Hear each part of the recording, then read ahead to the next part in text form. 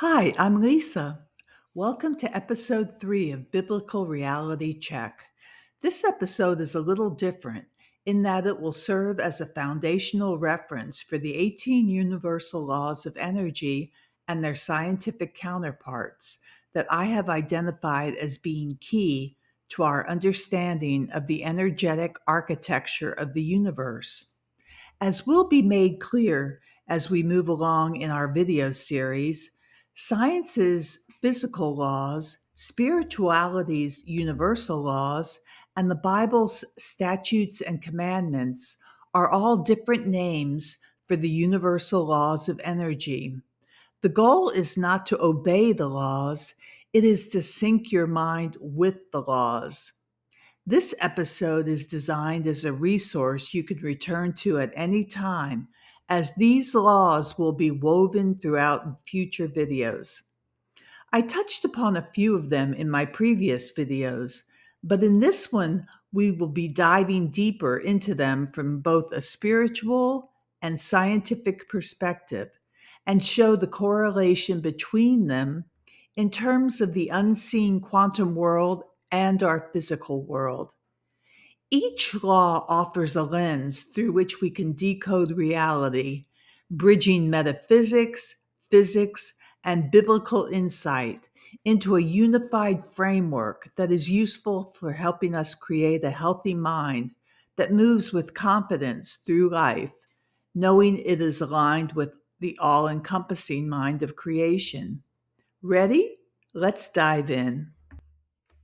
First, a little background. Physical laws like gravity, thermodynamics, and electromagnetism are the nuts and bolts of the material world. They are measurable and predictable as penned by scientists like Isaac Newton and Albert Einstein. They govern how stuff moves, falls, heats, and so on in this physical world.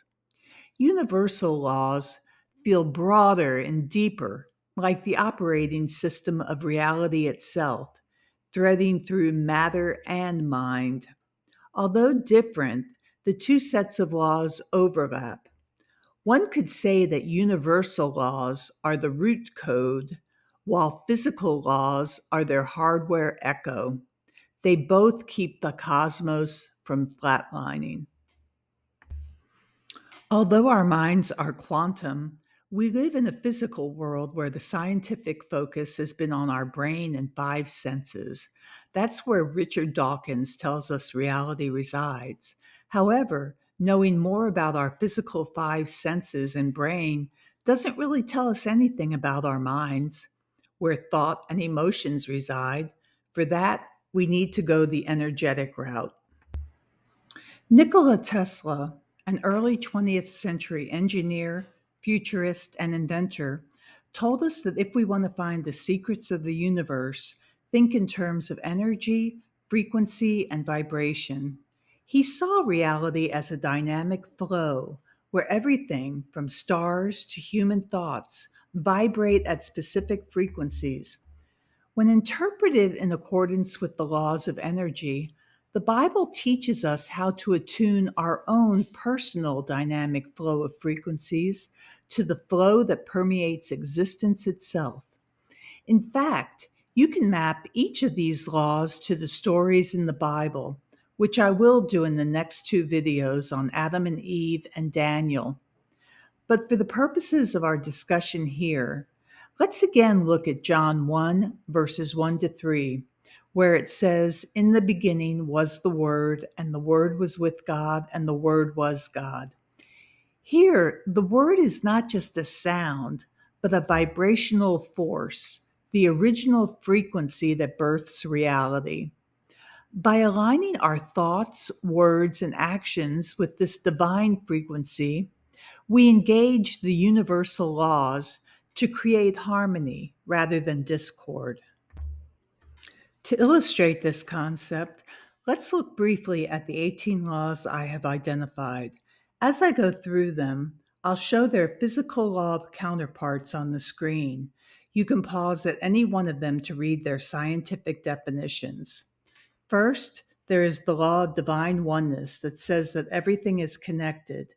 Just as entangled particles respond instantly across space, all creation is woven into a unified field. Next, there's the law of vibration, which says that everything in the universe vibrates, from atoms to intentions. It sets the frequency of reality, tuning chaos to resonate with the hum's cosmic pulse. Our thoughts set our own personal frequency, shaping our reality. To prevent our minds from becoming chaotic and misaligned, we must cultivate thoughts that resonate with truth, order, discernment, wisdom, and love, virtues the Bible champions. Reality is a dynamic flow. The law of action tells us that in order to make it real, we have to initiate action.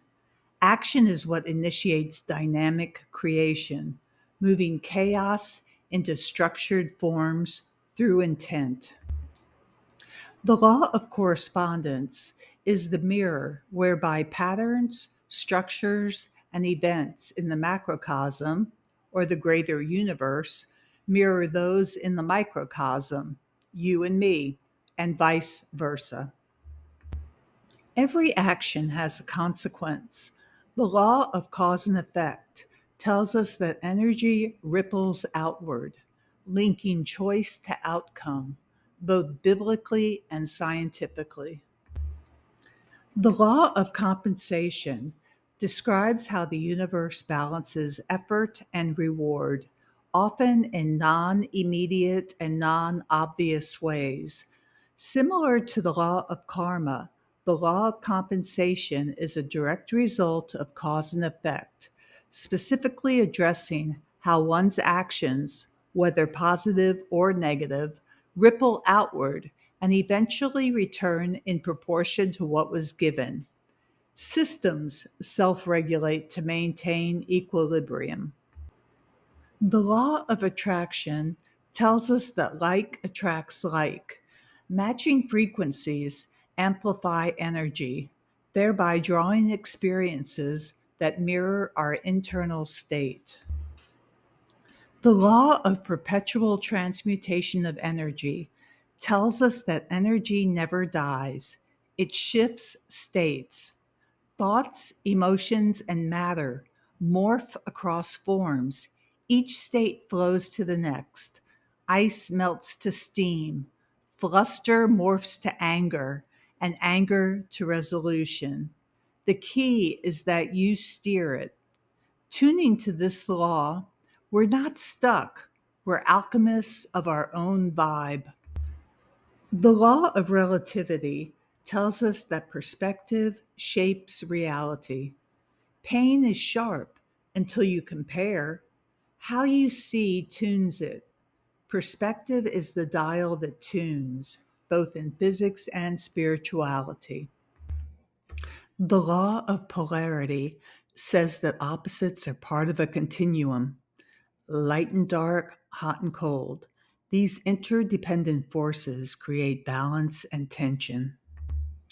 According to the law of rhythm, cycles flow, tides ebb, moods swing, and balance swings back. Truth is the mind's blade. It cuts through noise. Information organizes chaos, guiding clarity across disciplines and scripture. The law of gestation tells us that change takes time. Seeds sprout slow, systems settle. Gestation is the sacred delay before transformation. Intent shapes reality. The observer effect and brain modeling show how directed thought alters outcomes. The law of balance tells us that systems seek harmony. Physics and biology both reveal how forces equalize to restore order. Gender is about creation's yin yang push and yin pull. Masculine and feminine energies bond like ions. Assertive and receptive forces unite. Life evolves and adapts. Systems adjust to survive. reflecting the hum's flexibility and resilience. That's the law of adaptation. The law of awareness says that consciousness is the gateway to transformation. What you are unaware of, you cannot change. Awareness shines light on the hidden patterns, mental, emotional, and behavioral, that shape your reality. Just as observation collapses quantum potential into form, mindful attention activates choice. In scripture, he who has ears, let him hear, is a call to awaken perception.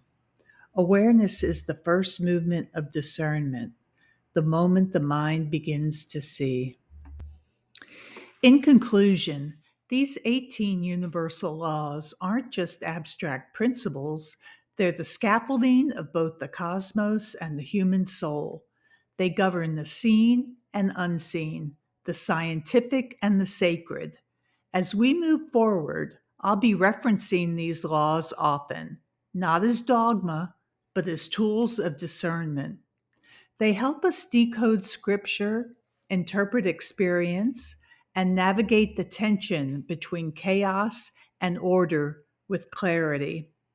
In episode 4, we'll begin applying this framework to the story of Adam and Eve, not as a literal tale, but as a symbolic map of consciousness, choice, and consequence.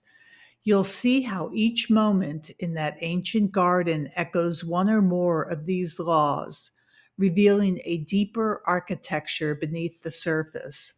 So keep this episode close. It's your compass for the journey ahead. Let's keep tuning to the hum. Thanks for watching.